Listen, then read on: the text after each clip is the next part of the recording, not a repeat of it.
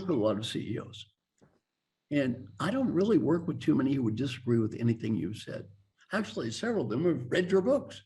They don't disagree with anything you've said. Let me give you a real case study I have recently. One of my friends is CEO of a large bank.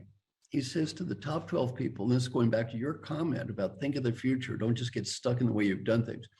I want you to spend 4 hours in 1 week, 4 hours in 1 week, where you do nothing but think about the future. You do nothing but focus on strategy. You do nothing but at least think about the stuff, Gary, that you mentioned. At the end of the week, zero did it. Yeah. These are the top 12 people in a multi-billion-dollar organization. Zero did it. How can we get people to break out of this? I'm just so stuck into this day-to-day crap. And I know part of it's the comp plan, but what ideas do you have? Well, I think, first of all, while a lot of CEOs recognize the fact that they live in a world where change is accelerating, that their organization is behind, back to kind of the earlier conversation, they also know that changing this is going to be really, really hard. You look back at any new idea, even the more incremental ideas in management, like total quality management or Six Sigma.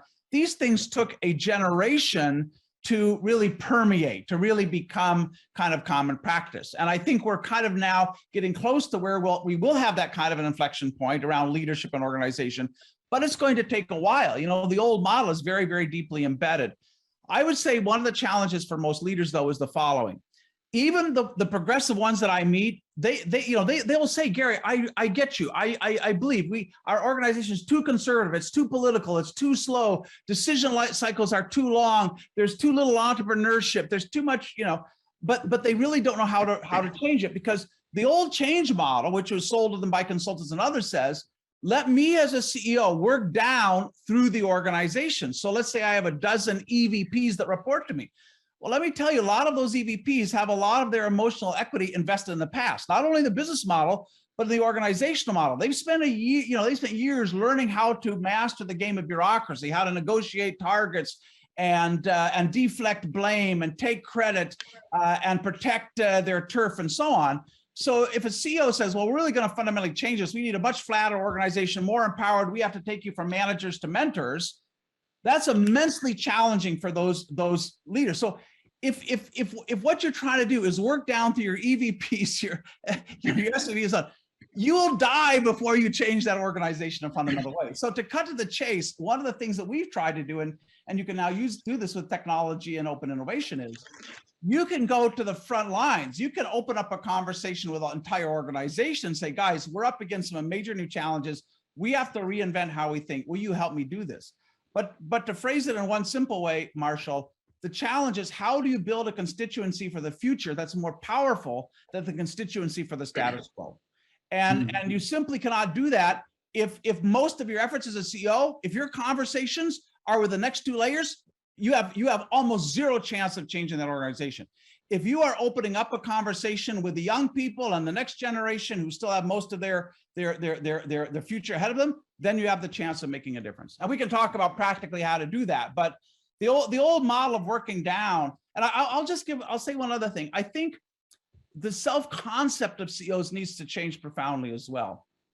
Let me give a quote. And I won't name a name here because it'd be just a little bit gratuitous and cruel, but a couple of years ago in Harvard Business Review, the now retired managing partner of one of the largest, most prestigious consulting companies in the world said this, and this is almost a direct quote. He said, the CEO, CFO, and CHRO will look out into the future and plot the organization's destiny while everyone else has their heads buried in operations. So what's your implicit model? That like a few people at top can see all this coming and can reimagine it? And I mean, that is like so wrong. It's just almost unimaginable. But if you're selling services to the CEO and you want to be part of the conceit that because you're paid so much, you're like the world's greatest strategist, well, then that's what you tell them. The reality is the CEO is likely to be one of the biggest barriers to deep change. I look at Steve Ballmer when he was at Microsoft, and he blew up almost every new project at Microsoft because it didn't fit the old Windows paradigm. And it took a new CEO, Satya Nadella, and it wasn't that Nadella was so clever, which he was. It was that he finally gave the organization permission to move beyond Windows. So I think you have to start by saying to a CEO, your role is going to be less and less arbiter of strategy, decision maker in chief. You have to become more and more a system architect. You have to be asking yourself, how do you unleash the imagination, ingenuity of the organization? How do we put in place the kind of systems and processes that make that happen easily? So, you know, more like, I don't know, pick somebody, more like Jimmy Wales inventing Wikipedia. You know, Wales didn't say, I'm the smartest guy in the world. He said, let me create a platform where people can aggregate knowledge, rather than you're saying, I don't know, like Jack Welch, and I'm like the superhuman leader.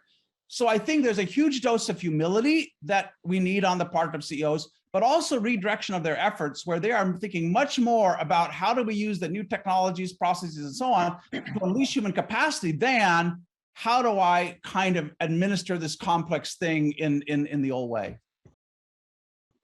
Fascinating, I have to say. And Gary, I know for a fact that our next guests have a very strong view on exactly that topic.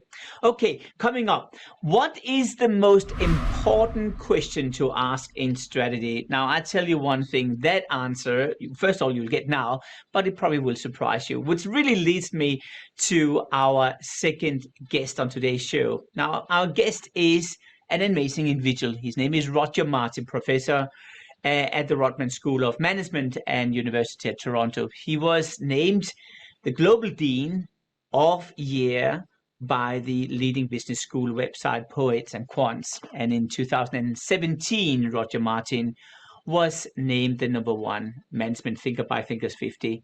He is a trusted strategy advisor to CEOs of companies around the world, including P&G and Lego and Ford, which is funny because that's also what Marshall has done with some of the previous CEOs. That's probably going to be an interesting conversation here. And his newest book, by the way, number 13, is A New Way to Think. Now, one of his most iconic books, by the way, were Playing to Win, written with A.G. Lafley, which, as all of you probably recognize, he was the former head of P&G.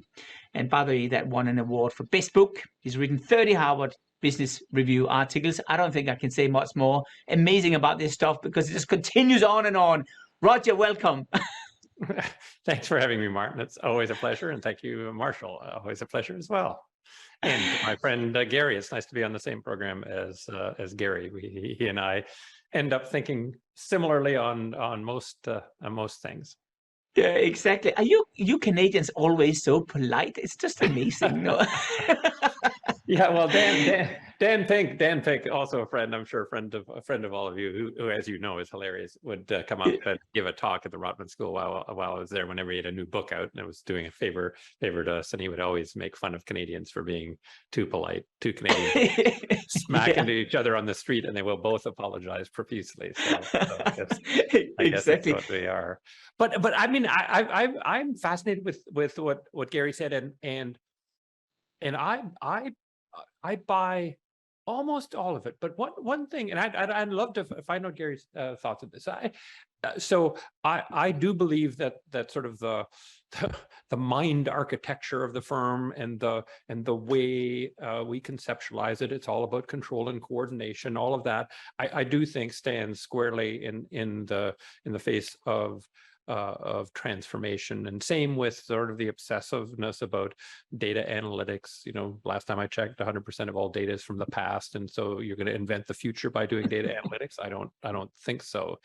But the one place where perhaps I see it differently, although Gary may say no, we don't, is I see much more power for change in the behavior of CEOs.